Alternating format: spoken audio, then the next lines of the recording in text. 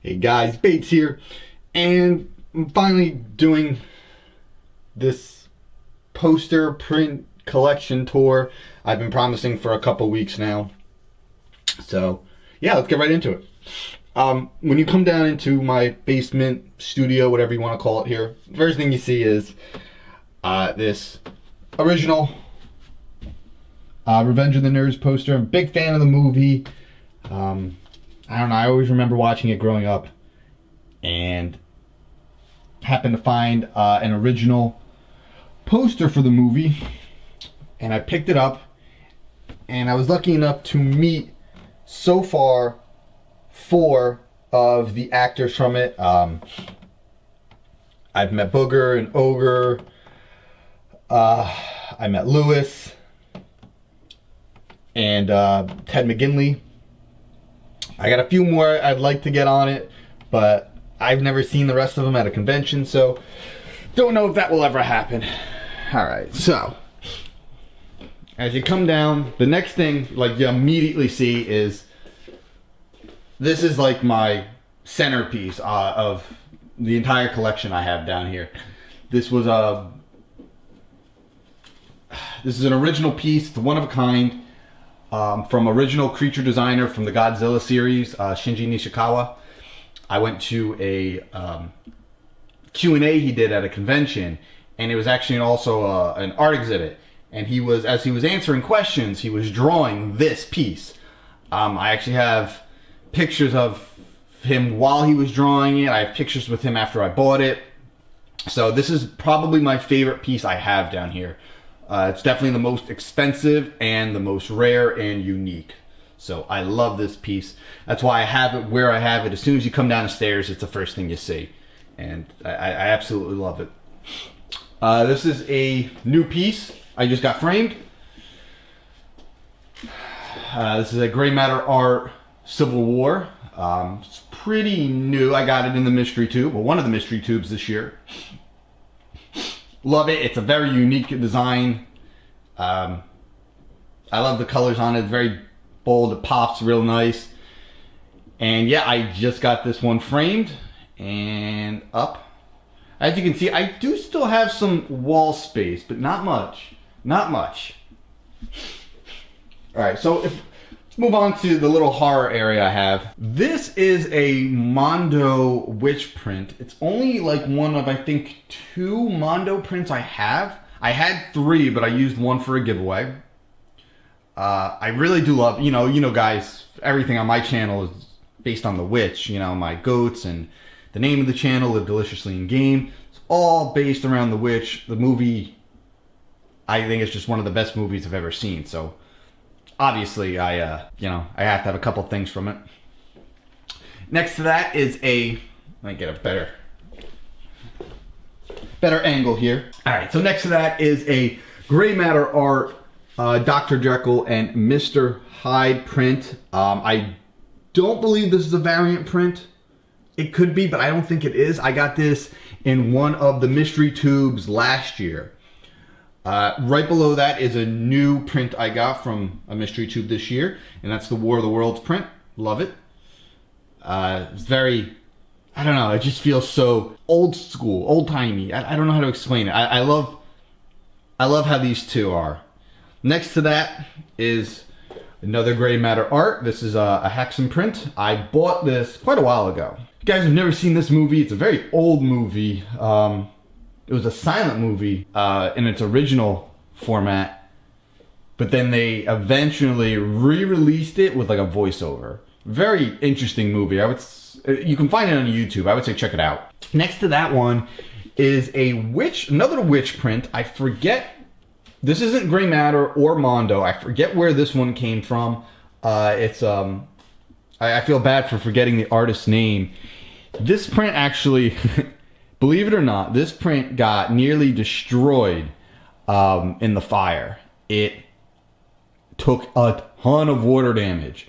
I ended up letting it sit out in the sun for a couple days, and it dried out, and it got a real, like, kind of a crinkly, weathered look to it. And I was like, you know what? I love the way this looks even more now. And so I ended up picking up a nice frame for it. I think the wood frame really helps this one pop, because it's a very, the black is so overwhelming in this print, so sometimes it's a little hard to see, but in person, the wood frame really helps bring it out. And then the last piece on my horror side is this Nosferatu piece. Love it. I picked this one up at the last Monster Mania I was at, as another gray matter art print. And you guys should know that I have a second one of these that will be on a future giveaway. So keep that in mind. If you guys like the way this guy looks, you have a chance to win him coming up. So we'll come back around to my Totoro piece. I picked this one up on Amazon, believe it or not. It's a limited edition piece. I saw it on like a flash sale. I loved it. I love Totoro. I love Studio Ghibli, all that good stuff. It's just it's a calming piece. I love it. This one survived the fire too. It got a little dirty because this one actually used to hang up in my living room, but it managed to survive, and I couldn't be happier about that. So let's go on to some more. So these are two new ones from Gray Matter Art. I got these in this year's mystery tube. This beautiful Sinister Six Spider-Man print. Again, another like kind of old school, you know, maybe like 60s, 70s stylish almost. Definitely a really cool piece. I was happy to pull that. But the piece I was most excited to pull was this Captain America Gray Matter Art from that mystery tube. When they had released this is probably one of their newest releases. And when they released it and I saw it, I was like, I gotta have it. I decided to wait on it, and I'm glad I did, because I pulled it on the mystery tube. And now both of these sit right above me while I'm at my computer. Next up, we have another gray matter, or two more gray matter arts. This is the Spider-Man portrait.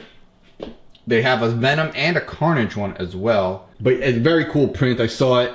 It sold out very, very fast. I'm glad I picked one up, because you probably will not be able to find these anymore. Below that is another mystery tube pull from this year, and that is the Loki portrait. Very cool. I was thinking about doing a giveaway on this one, but I'm looking at it and I'm like, I like the character, and it's green.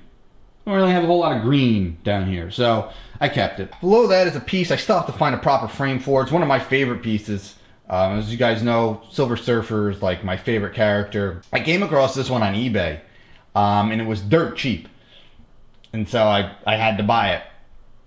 I'll find a proper frame for it eventually. It's got to go up. This is my statue collection. I got some pretty cool, pretty rare pieces here. Probably my favorite piece would be that Silver Surfer, which I did get signed by Stan Lee. Sideshow Classic Thor.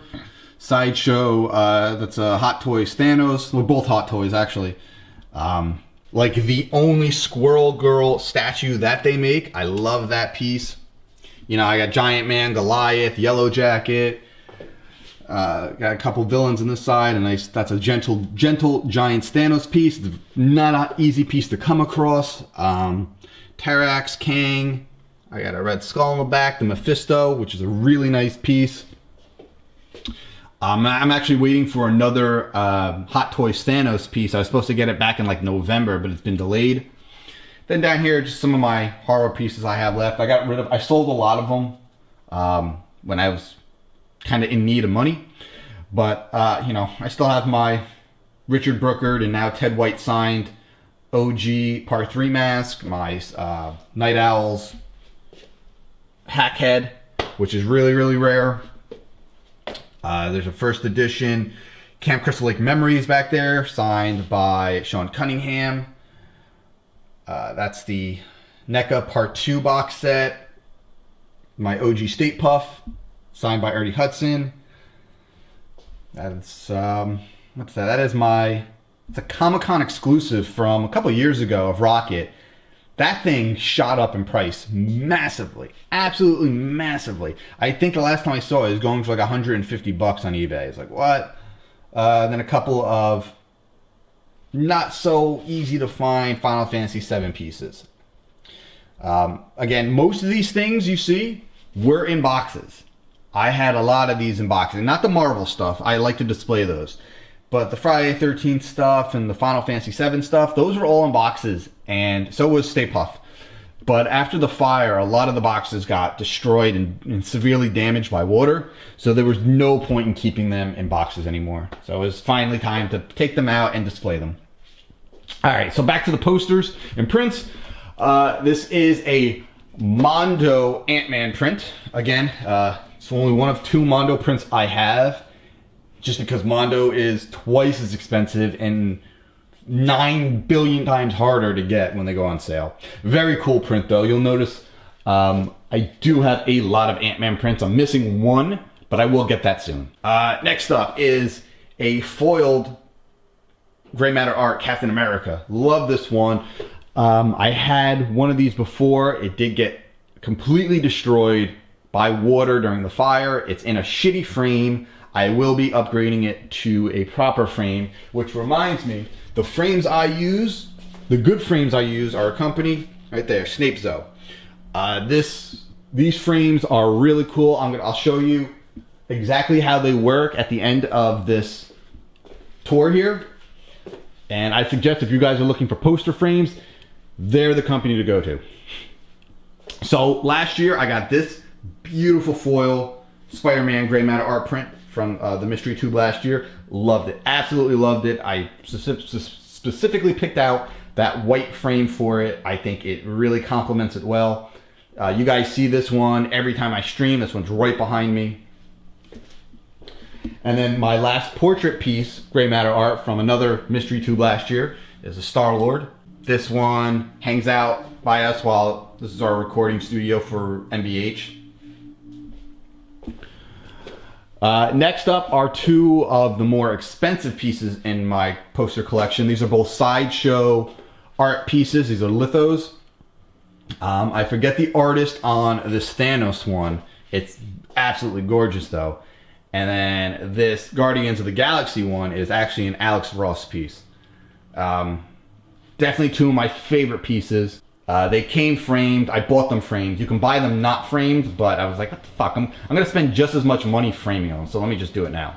You know, let me just buy it framed. Next up is a Gray Matter art Ant-Man. It's one of 2 I have. They have 3. I gotta get the last one. Gotta get all 3 Gray Matter art Ant-Mans. And a Guardians of the Galaxy. This is their 2nd or 3rd volume 1 print that they did. I had their very first one, but like the Captain America piece, that got completely destroyed in the fire. Then I saw this one and I liked it a little bit better, so I picked up this one. Next up, covering my breaker panel here, is an original Star Wars one-sheet poster from like 1983. This is a pretty rare poster. It's not easy to find. What makes this one rare is the fact that this was when they re-released the first movie back in the early 80s as a sort of precursor to Return of the Jedi. Well, what makes this piece rare is this piece was promoting Return of the Jedi by its original name, Revenge of the Jedi.